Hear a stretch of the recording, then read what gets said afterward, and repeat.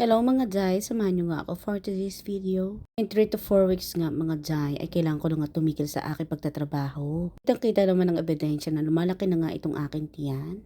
Iniisip ko nga itong kapalitan ko kung kakayanin niya ba itong mga ginagawa ko din. Kung tutuusin, kung sanay ka naman talaga sa mga gawaing bahay mga Jai, season na nga lang ito sa'yo. Kaso kasi itong aking kapalitan ay wala namang experience pagdating sa mga ganitong trabaho mga Jai. Based kasi sa sinabi niya, call center agent pala siya sa Pilipinas. Bali tuturuan ko naman siya mga Jai. Bago ko nga i-take over ang lahat ng bagay nito sa kanya. I-make sure ko nga na mag-general cleaning muna ako bago ko iwan talaga sa kanya para madali na lang para sa kanya na linisin at i-maintain yung mga facilities. Ewan ko ba Jai? Gusto ko kasi yung mga kapalitan ko talaga is magiging okay doon sa kliyente ko para wala rin masabi mga Jai. Ito palang nililinisan ko, ito ay Horeca. Ito yung inside kitchen ng restaurant. Mas maganda kasi na binabrush ko talaga ito para na maintain at saka yung tiles niya para hindi mangitim-ngitim mga Jai. Dahil madalas nga sila gumagamit ng mga oil. Alam nyo naman na hindi basta-basta yun natatanggal kapag map lang ang inyong gagamitin.